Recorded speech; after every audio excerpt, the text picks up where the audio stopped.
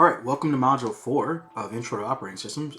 I am your professor, Professor Fiske, and in this video, we're going to discuss Windows 10 features. Now, I know Windows 10 is old, and Windows 11 has usurped Windows 10, but Windows 11 is quite buggy at the moment, so a lot of us have stuck with Windows 10 because Windows 10 just fits the bill for what we need it to do. Well, there are two categories of features that I want to discuss in this class. There's the features on demand, and then there's the legacy Windows features. Now, your legacy Windows features are normally located under your settings folder, but for all intents and purposes, I want to use Windows 11 to pull up the features to kind of show you what they look like and how you yourself can do modifications to your features if necessary. So firstly, you want to open up your start menu. Once again, I'm in Windows 11, but Windows 11 has the same ability as Windows 10 to get to your features. So I would open up the start menu and I would type in features. And you would see that turn Windows features on or off is here. You can also use your search bar. So Windows 10 introduced something that was very interesting, and it's more or less an ode to Xbox's Halo franchise. But Windows introduced Cortana. Yes, I know. Cortana, of all things. And they use Cortana, they allow Cortana to really be the next evolution of the vaunted paperclip. Does anyone remember that? The Windows 98 paperclip? You remember that guy? This guy? Yeah, the office assistant? Well, he's been replaced. He is of no more. And what we normally use now is Cortana. So if I came in here and I said features, Cortana would immediately give me what I'm looking for on my PC. Quite nice. So here we go. Let's turn this into a bigger screen, and let me see if I can't make it bigger. That's fine. If you look on the left-hand side here, you'll see all the features that I can turn on and off in Windows 10 or Windows 11. They're kind of the same. There's a few differences between the two, but please understand that other than maybe containers and a few other knickknacks that have been added by Windows, the Windows software engineering team, most of this is all the same. So what do you want on? Well, first things first, you want .NET Framework 3.5 on. A lot of the programs that you use in Windows 10 will need .NET Framework 3.5. 4.8 is a new phenomenon, and you would have to install the SDK and or runtime environment to actually use that, but if you want to, you can. There's the Active Directory Lightweight Directory Services. Hold up. What is this? Well, this is a lightweight version of the Active Directory feature that you'll find on Windows Server. And what this allows you to do is to create users, or organizational units, forests, and domains to administrate a lot more granularly across your network if you so desired. Containers is a new phenomenon because containers is the idea that you can use Docker and Kubernetes locally on your Windows device to virtualize the things you want to virtualize. This pairs very well with Hyper-V. Hyper-V is a virtual hosting environment for virtual desktop infrastructure or VDIs, as well as VMs, virtual machines. I'm gonna skip over some of these because I really do want to talk about the ones that matter, right? Some of these are very niche and they don't matter in the grand scheme of things if you don't really understand what they do or if you don't have that niche need.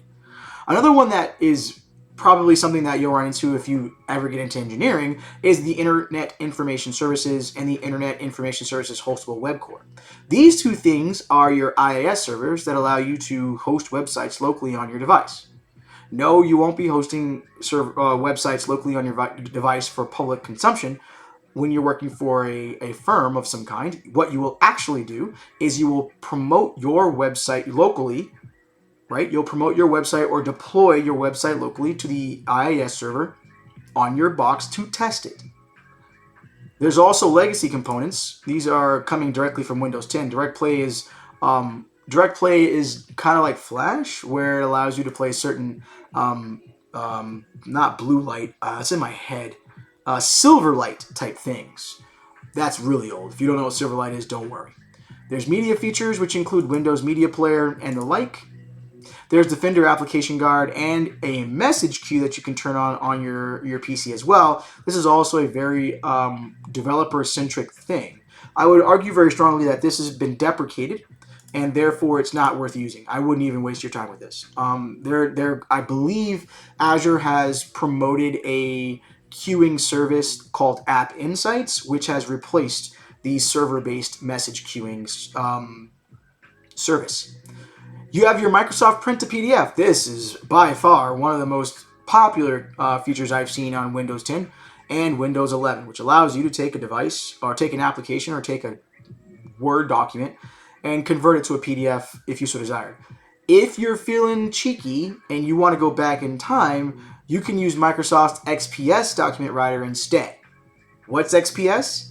Well, there was once upon a time when Bill Gates was in charge of Microsoft, and Bill Gates tried to make everything proprietary, from ECMAScript to XPS. Don't get me started with ECMAScript, as well as Internet Explorer, because those two things created one of the greatest antitrust lawsuits internationally known to our modern era. So go look up Netscape versus Internet Explorer to get more context into this. But either way, Microsoft, in its infinite wisdom, decided that it wanted to package its own browser as the de facto and default browser on every operating system. But Netscape was the most popular browser. So Netscape felt that that was an antitrust violation, and they sued Microsoft successfully. Microsoft backed down, which is why the lawsuit stopped going forward. But in the end, Microsoft had to stop doing stuff like this, taking a open source thing and turning it into a proprietary object. So XPS was one of those things. XPS is literally PDF, but it's just the Microsoft form. Just like ECMAScript is Microsoft's proprietary version of JavaScript.